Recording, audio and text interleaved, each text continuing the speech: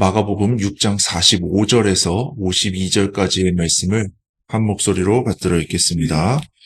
예수께서 즉시 제자들을 재촉하사 자기가 무리를 보내는 동안에 배를 타고 앞서 건너편 벳세다로 가게 하시고 무리를 작별하신 후에 기도하러 산으로 가시니라. 저물매 배는 바다 가운데에 있고 예수께서는 홀로 무태에 계시다가 바람이 거스름으로 제자들이 힘겹게 노젓는 것을 보시고 밤 사경쯤에 바다 위로 걸어서 그들에게 오사 지나가려고 하시매 제자들이 그가 바다 위로 걸어오심을 보고 유령인가 하여 소리 지르니 그들이 다 예수를 보고 놀람이라. 이에 예수께서 곧 그들에게 말씀하여 이르시되 안심하라 내니 두려워하지 말라 하시고 배에 올라 그들에게 가시니 바람이 그치는지라. 제자들이 마음에 심히 놀라니 이는 그들이 그 떡 떼시던 일을 깨닫지 못하고 도리어 그 마음이 둔하여졌음이라. 아멘. 우리는 성경을 읽다 보면 이스라엘 백성들이나 성경에 나오는 인물들을 보면서 간혹 답답함을 느끼곤 합니다. 왜냐하면 하나님이 기적을 보여주시는데도 시간이 지나면 그 기적들은 잊어버리고 하나님을 믿지 못하고 원망과 불평을 늘어놓는 그런 모습을 보기 때문입니다. 오늘 우리가 읽은 말씀에도 그런 모습이 나오는데요. 제자들이 배를 타고 벳세다로 가고 있었습니다. 배를 타고 가던 중에 폭풍우를 만나서 힘겹게 노를 저어서 가고 있었습니다. 예수님께서 그 물 위를 걸어서 가시는 것을 제자들이 보고 깜짝 놀라서 귀신인가? 그렇지만 그것은 귀신이 아니고 예수님이었던 것이죠. 예수님께서 나니 두려워하지 말라라고 말씀하시고 그 배에 올라타시니까 폭풍우가 잠잠해졌다라고 하는 것입니다. 제자들은 전에 떡 5개로 수많은 무리를 먹이신 사건을 직접 눈으로 목격하고도 바다 위에서 폭풍을 만나자 또 두려움을 사로잡히고 맙니다. 우리는 어떻습니까? 우리는 인생의 위기 가운데에도 하나님을 바라보며 흔들리지 않을 수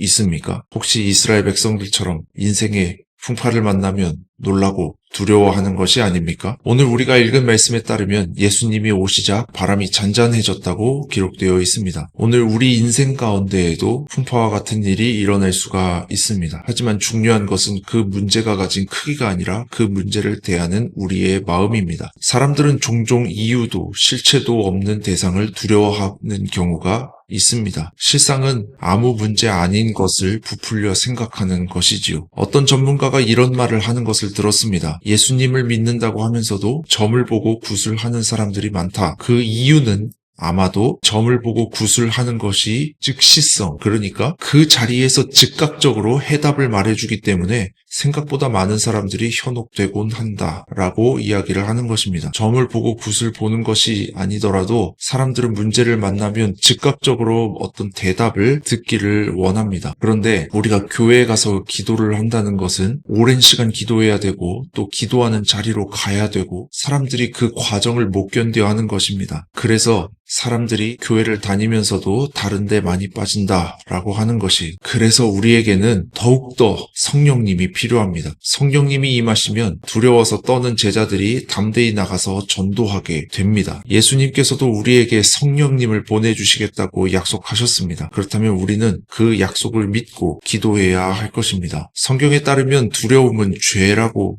되어 있습니다. 아주 심각한 죄라고 되어 있습니다. 요한계시록 21장 8절 말씀에 보면 그러나 두려워하는 자들과 믿지 아니하는 자들과 흉악한 자들과 살인자들과 음행하는 자들과 점술가들과 우상 숭배자들과 거짓말하는 모든 자들은 불과 유황으로 타는 못에 던져지리니 이것이 둘째 사망이라. 이렇게 기록되어 있습니다. 여기 보시면 두려워하는 자들이라는 말이 들어있는 것을 볼 수 있습니다. 이 두려워하는 자들은 살인자들과 음행하는 자들, 점술가, 우상숭배자들과 동급으로 취급되어 있습니다. 감리교 운동을 처음 시작한 존 웨슬리 목사님은 믿지 아니하는 자들과 하나로 묶어서 설명을 하시는데요. 이렇게 설명하십니다.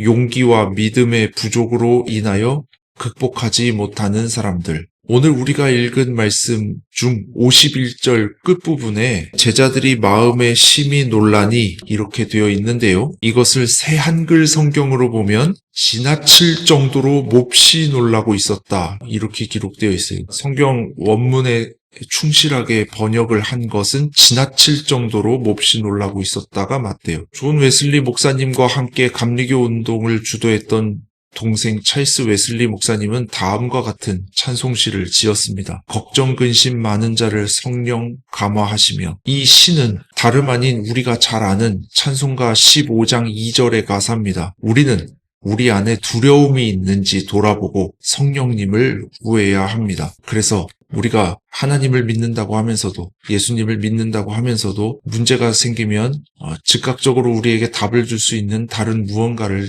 찾지 않도록 성령님을 의지해야 할 것입니다. 예수님이 우리 인생의 배에 오르시면 그 즉시 모든 문제는 사라지게 될 것입니다. 성령님이 우리에게 오시면 우리 안에 있는 두려움은 사라지고 담대하게 복음 전하러 나갔던 제자들처럼 우리도 그렇게 될 것입니다. 그런 일이 우리 인생 가운데 임하기를 간절히 소원합니다. 이제 적용의 말씀을 드리며 설교를 마무리하고자 합니다. 적용의 말씀입니다. 두려움은 사라지고 하나님을 향한 믿음은 커지게 해달라고 기도합시다. 이 적용의 말씀 가지고 우리 함께 기도할 때 하나님의 놀라운 은혜가 임하기를 간절히 소원합니다.